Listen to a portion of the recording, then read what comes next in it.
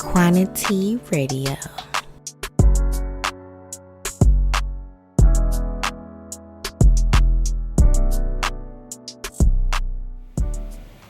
Welcome back to another episode of QuaniTEA Radio Podcast. It is your host, Big Quan, not the little one. And today we have a special guest on the show today. We have Miss Surf Baby, music artist, rapper, singer, just all around wonderful music artist. How you doing, Miss Lady? I'm good. How you doing? I am doing really well. I'm so glad to have you on. I am excited to be here too. Yes, this is long anticipated. We've been trying to get we've been together. we got it together now. Yes, we got it together. So I'm super excited to have you on and talk about some things today. We're going to get into it. First of all, y'all, let me tell you something. We be real on this podcast. We be real. We just say what it is. I'm tired. Look, same. She said she just rolled in. I was on a bender. Listen, I rolled in, she rolled in, but we rolled in together. And that's what counts, okay? We dedicated. Disciplined. And determined and disciplined. Okay, the 3 Ds, dedicated, determined, and disciplined. I like that. Hold that down on the thing below. I love it. So we're going to get started with the authenticity segment, right? So this segment is where you tell your fans, my viewers, a little bit more about yourself. Just one thing that's authentically you. Something that a lot of people don't know about. Okay. Well. Oh, shit. The only thing. Okay, wait. Okay, I love a good laugh, right? And I love comedy. And a lot of people like to tell me too that like, oh, you should have done comedy. And I was like, oh, really? And it's funny because I'm not the person who like makes jokes. Like I just talk, and then people would say like, oh, that was funny. Like, you know, like I just naturally make people laugh. Happens. Yeah, it just happens. Yeah. But I have a dark sense of humor. Okay. All right. I have a dark sense of humor, and that's not everybody's cup of tea. It's okay. Yeah, it's for acquired taste. It's for acquired people, okay? Yeah. But I love good dark humor. Okay. Well, yes, that's definitely something that people would not know about her. Now they know. So Now if you you know. hear her say something. Okay? You hear something outlandish. Yes. That's just who she is. Never mind it. If it ain't for you, move on. If it is for you, okay, share a little kiki together. Okay, come join me. Yes.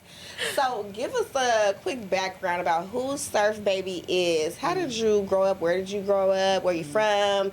What was your family dynamic like? Just, coming up in childhood. Well, so I'm from the Bay Area. I was born in Fremont, and then we moved to Hayward, and then I spent I want to say until 2nd grade out there. I went to Strobridge, if I can remember correctly. Yeah, Strobridge in Castro Valley, and then we moved out to Stockton. Like when Stockton was still building up, everybody from the Bay Area was all commuting to Stockton. Like, okay, this is Stockton, we all coming here. So yeah, everybody's houses were still getting built. It was still just land, and it was cool. It was cool. I like the Bay Area more, but of course, it's Stockton is cool.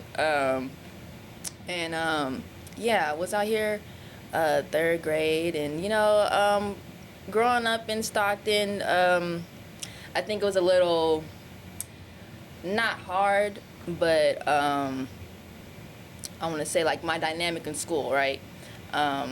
In school, I got bullied. Okay. Okay. So having that experience in school, it kind of I was like, damn, I just got here. Kids can be mean. Yeah. Okay. They're hella mean. I don't even know me. I just got here. So yeah, I dealt with that for a few years in school, honestly, and I didn't start to see it it stopped until I want to say high school maybe or middle school. Matter of fact, if you have middle school is when I wasn't getting picked on no more. Okay. So, why? I don't know. But but I was like, okay, cool. We vibing now in school. We vibing. And I went to Western Ranch High School, and when I was over there, I could not concentrate. Why was that? Because, Western Ranch was rough. It's a ghetto It's I was ghetto. about to say, I heard about Western Ranch back in the day. Yes. They was turned up. Yes, we was turned up, girl, and we was I was there when they started implementing the bars around the school and having the police on campus, and it was crazy. But yeah, I couldn't focus over there. I was just, there's too much going on. I'm over here failing in my classes. So I was like, ooh wee. So I spent freshman and junior there. And then my mom saw my report card and she was all like, yeah. She was like, we ain't fucking with that. You ain't supposed to be doing that. So I was just all like, yeah, let me get it together. So ended up moving to Lathrop. Went to Lathrop High School. Much more civilized. Yeah. Okay, yeah, it was, if you know, you know. Yeah. I was able to concentrate more over there, and so I was like, okay, yeah, this is where I'm supposed to be. And then spent time in choir over there. I did choir in middle school too, but when I was doing choir in high school in Lathrop, I was like, oh, I really like singing and doing this and stuff like that. And later on towards, I want to say 2019 is where I was kind of like, oh, okay, well, I think I want to take music serious now, so that's how that started. Yeah. 2019, I was like, yeah, let's do this. Okay. So you was in choir, and that which led you to be like, I want to pursue a music career. I want to kind of dial it back just a little bit. Yeah. I know you said that you got bullied. Yeah. I got bullied too. So I definitely, when I hear something that somebody say something I can relate to, I definitely I want to touch on it just to share our stories. You know what I mean, and just let the audience know. I got bullied for sure when I was a kid, grade school, same thing, grade school, and they bullied me because of my lips, because I had full lips. I still have full lips, and I used to wear skirts all the time because my mom had me going to church like super Christian out, wear the skirts to the floor and all that. So why you always wearing skirts and your lips is so big and like that would be really mean. That's why I'm like, kids are so freaking cool these days. Like, and I know it still continued. It got worse there like throughout the years. You know what I'm saying? So I definitely hate that, and I wanted to know like, what did you get bullied for? So for me, it was my eyes. Like, oh, you bug-eyed. I'm looking like your eyes are beautiful. Like, I'm like, damn, they get big. The lashes is on, so you can't really, but they big. But I was getting teased with my eyes. Then they would make fun of my feet. She walking like she got duck feet. I got duck feet now. I said, shoot. Then they was making fun of me because I was skinny. I said, damn. I can't do nothing. Right. Like, okay, now I'm skinny now. Shit. Yeah. Kids are freaking cruel. Like, I really hate that. And that's why, like, me, like, having my son and everything, and I'm like, I tell him, because my mom used to tell me, I don't know what your mom or your parents used to tell you when you got bullied or if you let them know and things like that. My mom used to be like, tell the teacher. Yeah. Mama, ain't work. I got to whoop their ass. Okay? Look. I got to whoop their ass. Look. That's another thing. Hold on, wait. Come on, talk about it. Let's talk about it. We're here. Let's do it. Hey, I stayed getting suspended. I'm sorry. I stayed getting suspended. I was in detention. My mom was like, they hit you, better hit them back. Hit them back. Look, okay? Yes. You better hit them back. They bullying you, you need to say something back, okay? Yes. So I had my fair ones. And, I think when I finally did start standing up for myself and not letting people, just run all over me and a lot of it had to do with just the fact that I'm just like, what do you want to say? Like, I'm just very charismatic, like very happy, like especially back then, I was very like, I would come to school 7 a.m. in the morning and I got fried chicken. I'm walking in the gates, fried chicken. Yeah. All happy and jolly, ready to go to class, and everybody like, are you on drugs? And why are you so happy? Why are you so happy? Yeah. Like, it's 7 a.m. in the morning. I'm like, oh, why aren't y'all happy? Like, thank you. What you mean? What y'all got going on? Hello? Yeah. I was ready to go. Yeah. So I think a lot of it had to do with that too. It was like I was just always happy, and then people just wanted to like, this is how people, want to dim your light sometimes. Yeah. So I think it had a lot to do with that. But shoot, y'all can't do that to me no more. Yeah, we're gonna get into that. We're definitely gonna get into that. And you say you're from the Bay Area, moved to Stockton. Which place do you think shaped you more? I mean, I know you live in Stockton and stuff like that, so definitely the environment had a play on your upbringing and stuff like that. But do you think you relate more to Bay Area culture or Stockton?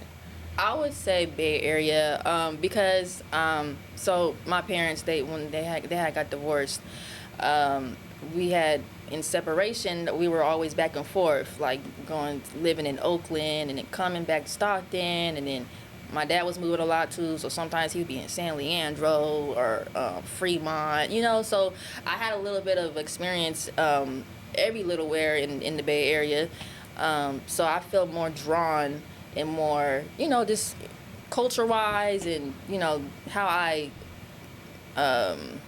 portray my, energy and stuff like that. It's more Bay Area. Yeah. Okay.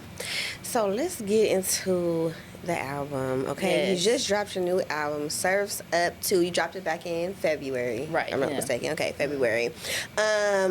What does this project represent to you? What does this project mean to you? So, to me, when I made it, it was really me starting to come into terms of, like, my artistry and who I am, what I want to represent, what I want to put out there, what kind of message I want to convey, how I want people to perceive the album that I'm putting out, because I started off really just on a confidence tip, because I've came a long way from being doubtful and unconfident. So I started it off like that, and then towards middle to end of the project, it's just me being vulnerable, especially in love. I've had a lot of experiences, and I've had some experiences that gave me a negative outlook on love, and then some experiences where I was all like, okay, that was a bad experience, but I don't have to put that bad experience with every experience of love that I have, because it's not all gonna be the same. You have one bad apple, and the next one could be a good apple. So, and this is me. I was like, I'm a lover girl. Hey, like, I'm sensitive. I'm a woman. Like, I love love. I want to welcome in love. But at the same time, I don't want to close myself off to love because of some stuff that happened in the past. I don't want to do that. Yeah. I think that's super important, because sometimes we just, like you said, we run into those bad apples, and it's just like, okay, I'm about to be cold-hearted. Right. I'm not about to give nobody a chance, or, you just done with love. Exactly. But we, like you said, you're a lover girl, I'm a lover girl too. We can never truly just be done with love. Exactly. It's like, that's what we crave, that's what we want. We want stability, we want love. And that's what anybody would want, right? Yeah. We all want to be loved. We all want to be loved. Yes, in a safe environment, a safe space, you know what I mean? And then not have nobody take advantage of that, because some people sometimes will take advantage of knowing that you are a lover girl and that you just want the best for the relationship, and they'll kind of like try to walk over you a little bit, for your soft spot. So how does this project show growth from your last album that came out? So I did a lot on this project, differently than what I did on my last one. I think for this project I had a lot more direction. I added some skits. I had an experience, man. I was taking an Uber to the studio actually, and my Uber, he was just talking to me, and I don't believe in coincidences, No, so, for sure. So when I'm having this conversation with him, he's like, oh, you make music? I was like, yeah, and he was just like speaking to me like he was like a father figure, or like I would say, I called him my Uber angel, because like that's literally what it felt like. Like I felt like God sent me him to say what I needed to hear in that moment. And when he was speaking to me, I was like, yeah, I need to focus, because he was telling me, he was like, you need to focus. He was like, get your I put in this case, he was like, get your money, get your fame, get all of that first, and love will come later. Love, all the guys will come in and try and distract you and take you off course, and I was just like, you know what, you right. I was like, I gotta go. I'm trying to do. Let me focus real quick. Yes, You know what I'm saying? yes. So yeah, I added some more, touches in that to where it was like felt more personal, and I think it really put my project together from top to finish more than my last one did. Okay, okay. And you talk about the Uber driver. Is that who's on? He's on a couple of tracks Yeah, he's on on a your couple of album. tracks. Yeah, okay, because I was yeah. gonna ask you. I'm like, who is that? Like talking to you, and that's he's in crazy. the intro. He's in the last song. I think he's in the third song too. Yeah, so he's in there. I love that. Like you said, it's nothing is coincidence. Somebody is gonna come with a message right when you need to hear it. And so that was a blessing for you to encounter that. And then that was so sweet of you to put him on the album. Did you tell him did you contact him? I don't know where. I was looking through my Uber receipts. I'm like, man, let me try to find him. I just can't find him. So wow. Hey, if you watch this one day, right? Yeah. Thank you for telling me that in the car. Okay. Yeah. I needed to hear that. Shout out to him. I love that for you. Yes. So you expressed that you put some vulnerability on the album, and how important is it to you to show your fans your vulnerable side and give them a more transparent version of you? I mean, I feel like I would be doing myself a disservice anyway if I wasn't, and other people too. Like, I mean, art, and being an artist is being vulnerable. You're sharing your, deep thoughts. You're sharing your emotions. So I always wanted people to listen to my music and feel a healing in some way, because I people used to tell me that. Like, I had one girl tell me once, like, she was like, listen to one song of mine, I forget what it was, but, she listened to it and she told me how it helped her process the feelings that she was going through and stuff like that. I was like, oh, see, that's what I do it for. Yes. I don't really, what's the word? I don't really care for, damn, I'm missing the word. It's on my tongue, y'all. What, to chase after something that people just want to hear. Exactly, you want to talk about something from the heart, basically. Exactly. And I feel like nothing's wrong with it. A lot of people make music that's trendy. Yeah, right. Trendy. Yeah. Nothing wrong with that. I get it. But I personally like to make music that's authentic to me. And then whoever else hears it and they feel drawn to it, cool, perfect. Yeah. That's perfect. I'm good with that. Yeah. You know what I'm saying? I want to connect. Exactly. That's what it's about. Yeah. Yeah. It's a form of healing, like you said, therapy for other people too. It's healing for you. You putting it out, and it's therapy for other people too. Absolutely. So I agree with that. My next question is, not question, I have a comment. Okay. So I seen that you performed with a live band for your album release. Yeah, so how did you come up with that? I feel like that was super dope because a lot of artists, they're not doing that. You know what I mean? They're having an album release party, they go to the club, they listen to it, this and that, which is fine.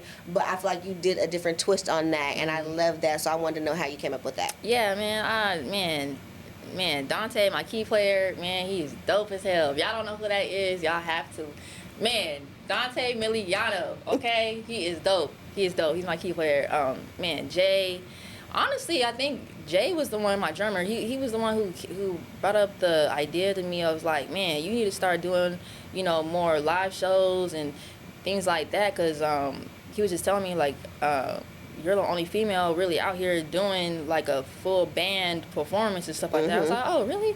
I was like, oh, okay, I didn't, okay, that would make sense to do that. Personally, I just like live music anyway. Like, yeah. When I was performing with an MP3, that was cool, but I like people being able to feel the music too. So, I was like, okay, yeah, I want to put this together. I want us to all come out to Berkeley. We did the album release live performance in Berkeley with Janonda Simmons for his event. It was kind of like a collaboration with that. He was like, yeah, come over here. You can do your celebration over here. So I was like, okay, cool. And we all came together, and it was dope. It was dope. And the trumpet player that I had playing with us, Big Trees, I believe his name, right? Big Trees. I'm sorry if I get your name wrong. Okay. But he's a trumpet player, dope trumpet player. He just slid in. He wasn't even a part of the set, but he just slid in. Okay, and, you know, making his way in there. Man, slid in. It was with us, rocking. And I said, okay, yeah, that's what real musicians do. Like, you know, like they can just play by ear. Oh, this what y'all doing? Cool. Woo, woo, woo. Like, yeah, I love that. I love that. So it was a beautiful experience. It was good. Yeah. Okay, I love that because I was like, I seen that, I was like, oh, that is so dope. I wish I could be there. Oh, Like that was it was really, so really cool. dope. So next time, you know, you having the show with the live band, let me know. Absolutely. So I can pull up because I love stuff like that. I love a live band, so that's really good. Yes. So I want to touch on a little bit of women empowerment. And I feel like you make music. When I listen to your music, I feel like, okay, I'm getting ready. Like, I'm finna go out with the girls. Or, I'm, you know, giving me that boost of confidence. Absolutely. Like, like, you know what I mean? Like, I get that vibe from your music. So, like, what do you want women to take away from your music? When your song come on the radio, when they play your song on Spotify, Apple, you know, wherever they listen to it at, what do you want them to feel when they first cut that record on? I need y'all to feel y'all selves, okay? That's how I feel when I listen to it. I need y'all to feel yourselves, okay? Cause man, cause that's how I be feeling when I'm making it. I'm just like, yeah, like, hell yeah, I'm gonna step out, look, put my heels on, okay, makeup is on point, we moisturize, put your perfume on, baby, step out, okay, step out. That's how I want y'all to feel. I need y'all to feel good. I need y'all to feel confident about yourself. I need you to look in the mirror and be like, hell yeah, I'm that bitch. You know what I'm saying? Like, say what you need to say. Say what you need to say. Talk to yourself. Okay? Talk to yourself with love, okay? Talk to yourself with love, seriously. But yeah, that's what I do it for. And honestly, I don't know why this is right now. But I looked at my stats and I was like, oh, why do I have more men listeners than women? What's going on? I was like, okay, I make this for y'all, but okay. You a bad bitch too. Okay, right, okay. Okay, we looking at the girls, but I'm looking for the girls. Hey, a stream is a stream now. A stream is a stream, but hey.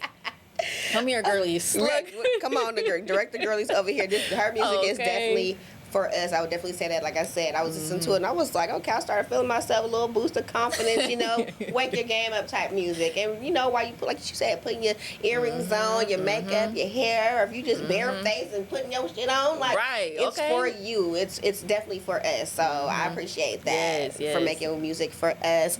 And speaking of being a woman and women empowerment, I want to dive into how important do you think it is being a woman in this industry, right? Do you feel like you have to prove yourself more?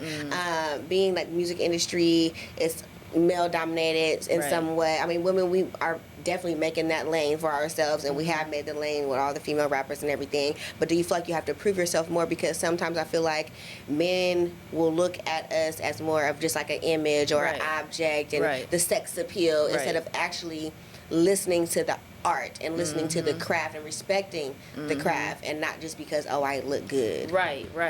I mean, it does get irritating, to be honest. This is very irritating. It's draining, you know, because at the end of the day, like, being a woman is tough already. Yeah. Just outside in the normal world already. And then when you mix that in with being in the music industry where everything is already so objectified anyways, and you're coming in and you're trying to be serious, a lot of people don't take you serious because they see a pretty face and then they think, oh, well, you know, let me just slide in. Like, okay, one thing I don't like is when men will try to collaborate, right? Men will try to collaborate with me, and then they'll start with saying, "Oh yeah, let's make a song," and then next thing you know, it's like, "Oh, well, you're cute. Here we go." Yeah, it's like, here we go. Then I'm like, okay, well now we can't work. We're not doing that. We're not doing that. You know, if you gonna flirt first. Like, you know, so you can know which way to go with the decision. Let me know what you're really trying to do. Don't be trying to, nah. Because, you know, at the end of the day, I do take my business seriously. Yes. You know, I do take my art seriously, and this is not, it's not a game to me. It's not a hobby. Like, you know, I'm not doing this to be lollygagging, like, you feel me? Like, and I take my time very seriously, too. So I don't like my time being played with. And I just feel like, yeah, us as women in the music industry, we do kind of have to be, quote-unquote, bitches, because, you know, we just don't get taken seriously.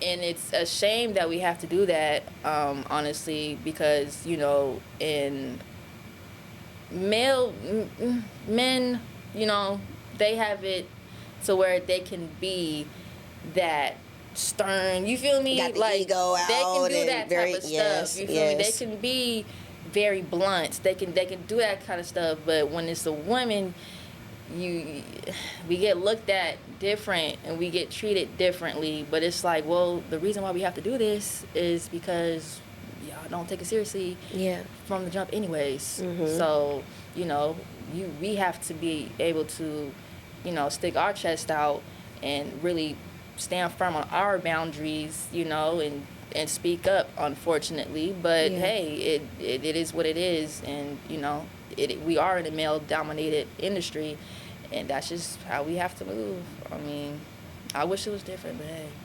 No, that's facts. That's facts. It's like, okay, I want you to respect me for my craft and my talent, and really see that I put in work for this. Like you said, you don't want your time being played with, your talent being played with.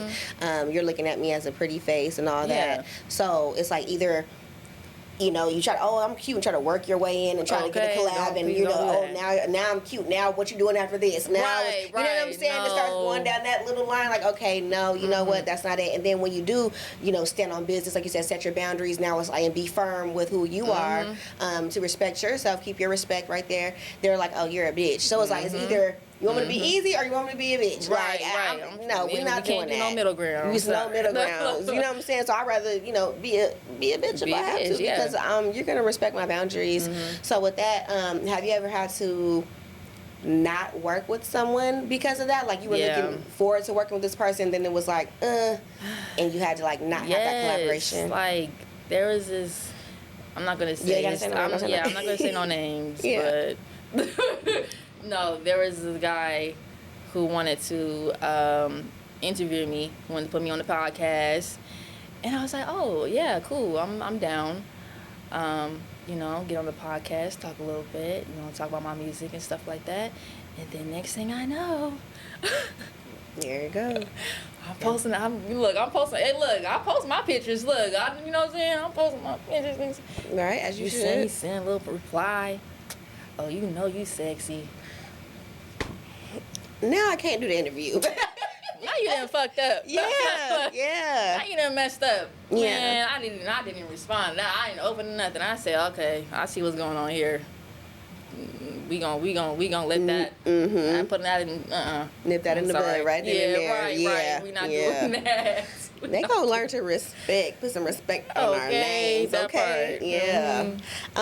So how did you learn to stand on your worth as a woman and as an artist? I'm saying this because I seen a post that you had made earlier this year, basically saying that you're not overcompensating for anything for anybody anymore. It's like a lot of things had transpired that kind of like broke you a little bit in 2025, and you are like, I am not playing that no more. You're gonna spend all that time watering yourself with the love that you were giving to other people. Absolutely, yeah. You know, I think it took me a while to get to this point, honestly, because I mean, what's really started that for me, what really triggered that for me is because like I had got out of like a long relationship. I was in like a relationship on and off for like 5 years.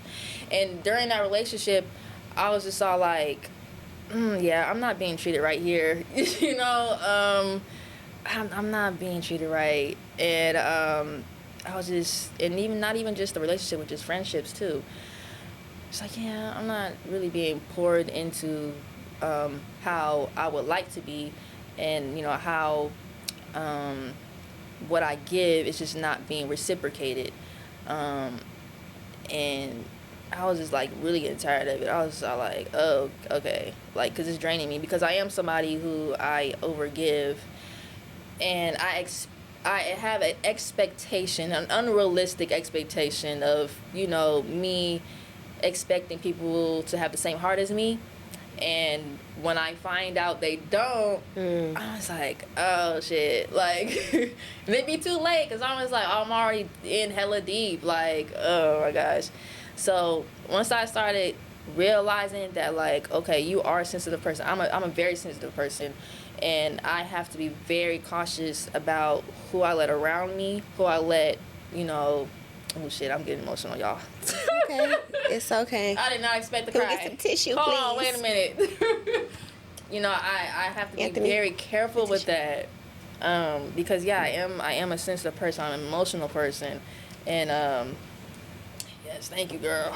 This the real she was talking about, girl. It's okay. It's okay. This the real look, okay? And then I was all like, oh, I gotta start setting boundaries. It's like I refuse to get hurt like that again, to be honest. Yeah. I refuse. I'm sorry. I ain't got it in me no more. Yeah. Okay, 2025, I was crashing out.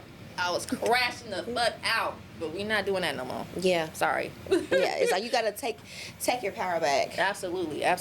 You know, some Absolutely. people, you know, like I said before earlier, trying to take advantage of that, and just because they know that you are such a passionate person, compassionate person, sensitive person, and you're a lover at the end of the day, like you said, and some people just take advantage of that. And I don't know about you, but like you said, you crashing out when my feelings get played with, Yes. but it's over and over and over again. Baby, listen, you better be on the lookout, because you better stop playing with me. You better Stop playing with me. Literally. I love you, but please do not take that for granted. Please do not abuse that. Do not abuse that. So I'm happy that you are stepping into loving you and watering yourself. Like you said, all that love that you were giving to other people, water yourself with that, and you're going to continue to grow and flourish into the amazing woman that you already are. You know. Yeah. So I'm happy for you that you decided to take that upon yourself and do that, and you recognize that, and you put a stop to it. Absolutely. Yes. So, speaking of that, who do you have around you that is a support system? What does your support system look like? Friends, family, people that you work with, coworkers, things like that. What does the support system look like for you? Who keeps you grounded? So, I would say, Kenzo for sure. Kenzo, Okay. yeah. Shout out Kenzo, yeah. Shout out to him. Kenzo. Dope. You know, he keep it real with me.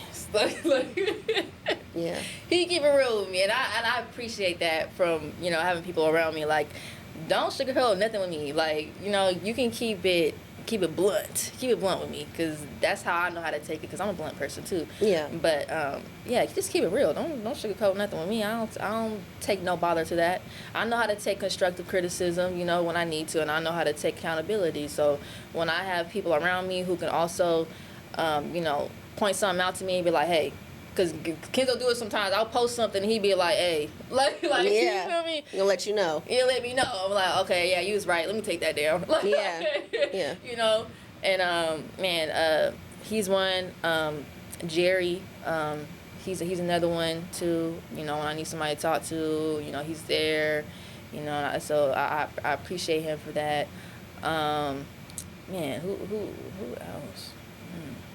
Let me think. Hold on. Look, it's important, even if it's just one I got person. a small circle, guys. Yeah, Look. and that's okay. Sometimes all that's needed, because when you got all that extra noise around you and people that support you per se, it just be too much, and you can't tell the real from the fake sometimes, and then you be like, I just rather stick with my people that I know are solid, that know I have my back. Like you said, Kenzo keeping it real with you, like, hey, like, I'm gonna tell you what's real, but that's a real friend. That's a real supportive friend that's gonna keep it real with you, even if sometimes you don't want to hear it. They're gonna let you know, because they know it's gonna better you. Exactly. You know, they're not doing it in a malicious way. They're trying to better you and look out for you. Exactly. And then, you know, most times I just have to talk to myself too. Like, I've done better with that too. Like, even when I don't have anybody, because I've had to learn that, honestly. Like, okay, like, just being okay with being alone in my own space and stuff like that. And when I don't have somebody to talk to, I have to talk to myself.